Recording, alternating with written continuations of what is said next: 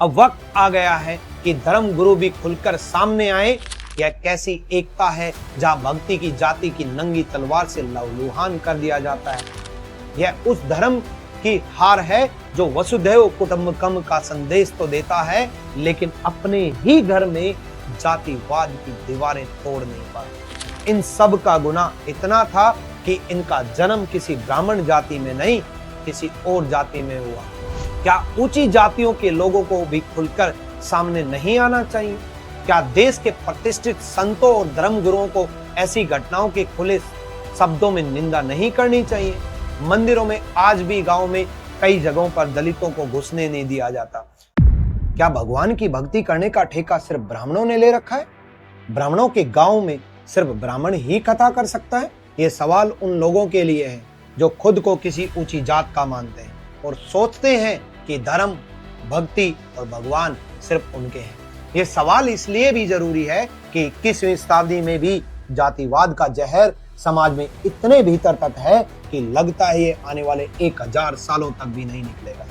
ये सवाल आज उस भीड़ से भी है जो सिर्फ मुख दर्शक की तरह सब कुछ देखकर चुप रहती है, चटकारे लेती है और इस बात से भी अनजान बन जाती है कि कल मुकुटमणि और संत राम यादव तुम में से भी कोई और हो सकता है। सबरी एक भीलनी जाति की, समाज की दृष्टि से नीची जात की, लेकिन भगवान राम ने स्वयं उसके झूठे बेर खाए और कहा, तुम्हारा प्रेम अमृत के समान है। गोह निषाद राज एक शिकारी जाति का राजा था।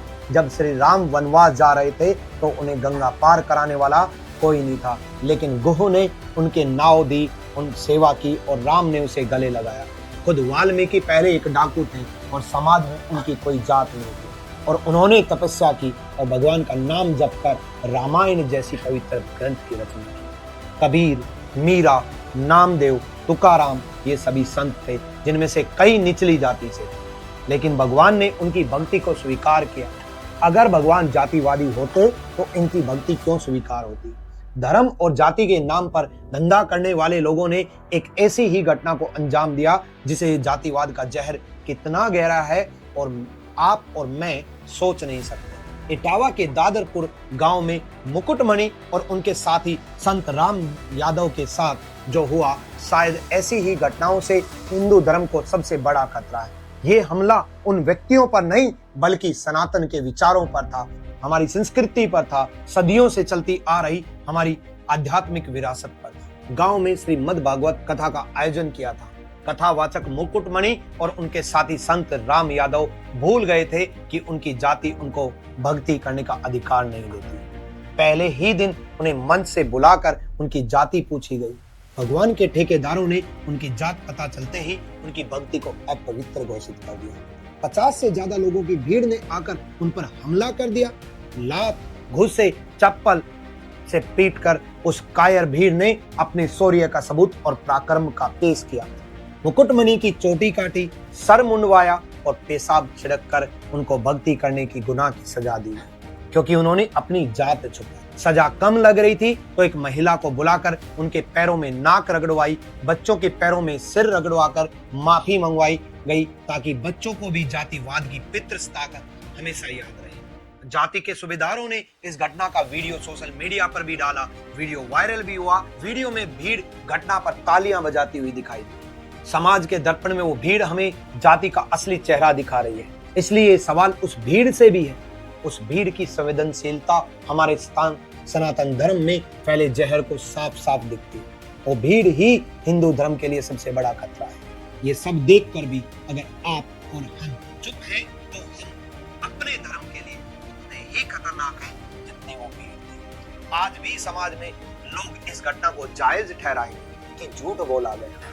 असली जाति नहीं बताई गई। उनके पास 2 आधार कार्ड थे। एक कार्ड में सरनेम अग्निहोत्री था और उन्होंने धोखा दिया था। क्या ये झूठ इतना बड़ा था कि उनके साथ इतना घिनौना व्यवहार किया जाए? क्या जाति छुपाना इतना बड़ा गुनाह था कि हम इंसान होना ही भूल जाएं? क्या हम जानवर जैसा सुलूक कर दे? मुकुटमणि ये कह रहे थे कि जाति नहीं छुपाई गई, लेकिन अगर हम मान लें कि जाति छुपाई भी गई तो क्या ये इतना बड़ा गुनाह था कि एक इंसान के ऊपर सरेआम पेशाब छिड़क देंगे? क्या जाति के नाम पर एक इंसान के अंदर इंसानियत खत्म हो जाती है? क्या जाति मनुष्यता से इतनी बड़ी है कि हम बर्बरता की हर एक हद को पार कर देंगे? दोष झूठ का नहीं है, दोष जाति के उस नकली स्वाभिमान का है जिससे समाज आज भी मुंह नहीं मोड़ सकता। और यदि दोष झूठ बोलने का भी है तो उसके लिए भारत में कानून है, न्याय व्यवस्था है। भीड़ को न्याय करने का अधिकार किसने दिया? दोष झूठ बोलने का नहीं है, दोष इस बात का है कि एक यादव ने ब्राह्मणों के गांव में खड़े होकर भक्ति की। पर क्या जाति इतना बड़ा पहाड़ बन गई कि ईश्वर की भक्ति भी उसके आगे छोटी लगने लगी? और ये भक्ति आपको किस भगवान के दर्शन कराएगी? क्या इसका उत्तर किसी के पास है?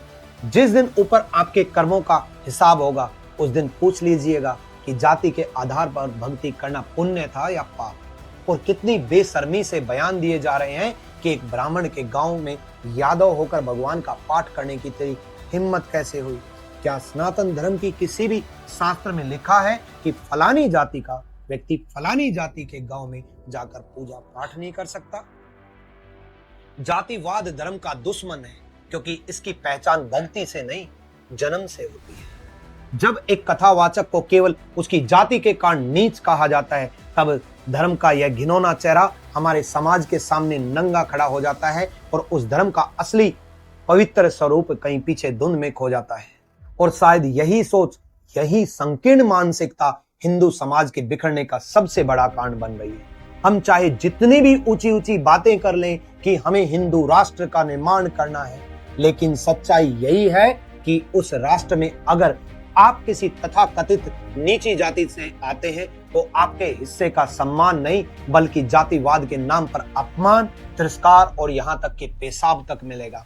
आप खुद से भी ये सवाल पूछिएगा, हमारा देश किस दिशा में जा रहा है? एक ऐसा देश जहाँ कथा कहने से पहले आपकी जाति पूछी जाती है, आपका वंश टटोला जाता है। यह कैसी एकता है जहाँ भक्ति की जाति की नंगी तलवार से लहूलुहान कर दिया जाता है।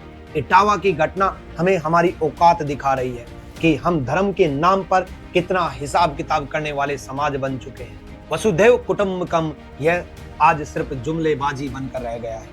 हकीकत यही है कि अगर आप ऊंची जाति से नहीं है तो ना वसुधा आपकी है और ना ही कुटुंब में आपके सम्मान की कोई जगह है।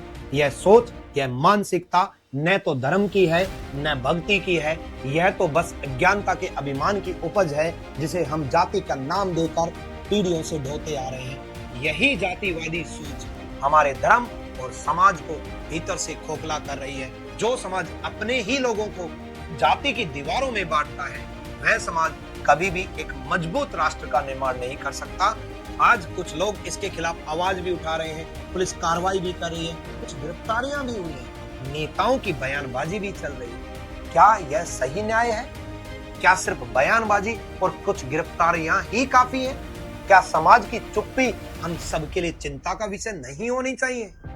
क्या ऊंची जातियों के लोगों को भी खुलकर सामने नहीं आना चाहिए? क्या देश के प्रतिष्ठित संतों और धर्मगुरुओं को ऐसी घटनाओं के खुले शब्दों में निंदा नहीं करनी चाहिए? क्या धार्मिक संगठनों को सिर्फ अपनी जाति और वर्ग के हितों से ऊपर उठकर नहीं बोलना चाहिए? अगर वे अब नहीं बोलेंगे तो ऐसी घटनाएं पहले भी आम थी और आगे भी आम बनी रहेंगी। यह चुप्पी सिर्फ चुप्पी नहीं है, यह एक बड़ा सवाल है उन वर्गों की नैतिक विश्वसनीयता पर जिन पर समाज को रास्ता दिखाने की जिम्मेदारी थी। यह घटना दो जातियों के बीच हार जीत की नहीं है, यह सनातन की आत्मा की हार जीत की लड़ाई है।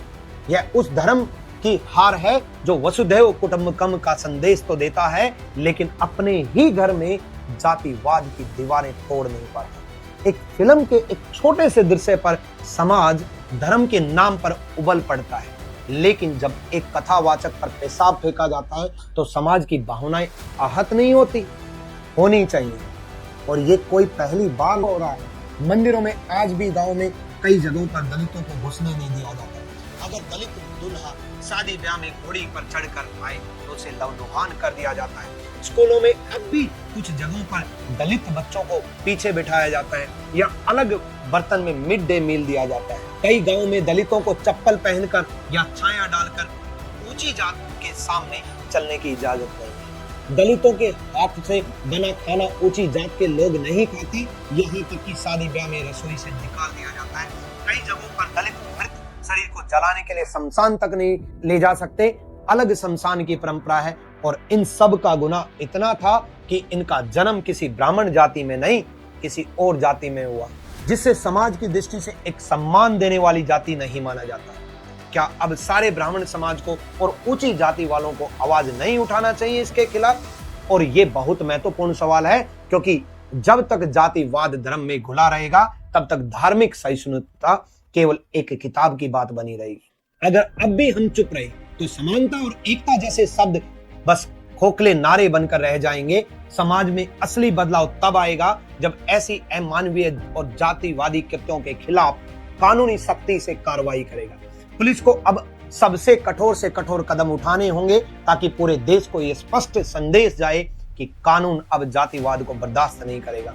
यह सिर्फ एक घटना नहीं, यह उस चेतना की लड़ाई है जो एक समान, न्यायपूर्ण और एकजुट भारत के लिए खड़ी हो रही है। जातिवाद का जहर बाहर से नहीं आया है, ये हम सब के बीच पल पल बोया गया, हमारे घरों में, रिश्तों में, सोच में। अब इसे खत्म करना है तो शुरुआत अपने आप से करनी होगी। जब कोई जात पूछे तो कहो मुझे नहीं पता, मैं सिर्फ इंसान हूं। कोई ऊंच नीच की बात करे तो कहो ये बात अब पुरानी हो चुकी है, अब वक्त बदल गया है और वक्त बदलना होगा। हमारे स्कूलों में अब सिर्फ अंक नहीं, इंसानियत भी सिखाई जानी चाहिए। बच्चों को शिक्षा के जरिए यह एहसास दिलाना होगा कि जातिवाद कोई गौरव नहीं, यह समाज में फैलता हुआ धीमा जहर है जो हमें भीतर से खोखला करता है। अब वक्त आ गया है कि धर्म गुरु भी खुलकर सामने आए और कहें कि धर्म का मतलब भेदभाव नहीं बल्कि समभाव, समानता है।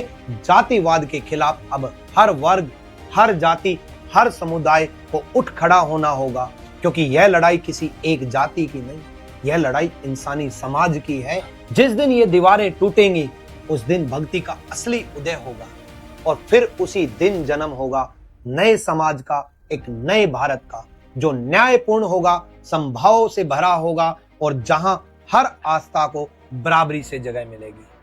और इस पर आपके क्या विचार हैं ये आप कमेंट सेक्शन में जरूर बताइएगा और इसके खिलाफ हर कोई आवाज जरूर उठाइएगा। आवाज नहीं उठा सकते, इस वीडियो को शेयर करके हर बच्चे तक, हर व्यक्ति तक पहुंचाना होगा ताकि एक अच्छे समाज का निर्माण किया जा सके। हम और आप मिल करके एक नए समाज का निर्माण कर सकते हैं और इस जातिवाद जहर को हमेशा के लिए मिटा सकते हैं। और आपको मेरे से डायरेक्टली जुड़ना है तो मेरी व्हाट्सएप चैनल को जरूर ज्वाइन करें, जो कि डिस्क्रिप्शन में सबसे ऊपर दिया गया है और कमेंट्स में भी पिन कर दिया गया है। विक्रमजीत सर रीजनिंग नाम से व्हाट्सएप चैनल को जरूर ज्वाइन करें और इस जहर को मिटाने के लिए, इस आवाज को जन जन तक पहुंचाना होगा। उसके लिए आपकी सबसे ज्यादा जरूरत होगी। अपने विचार कमेंट बॉक्स में जरूर बताएं। आपके इस घटना पर क्या विचार है, इस जातिवाद के मुद्दे पर क्या विचार है और बाकी आपके अपने क्या विचार हैं, ये कमेंट्स बॉक्स में जरूर बताएं। थैंक यू, लव यू, जय हिंद।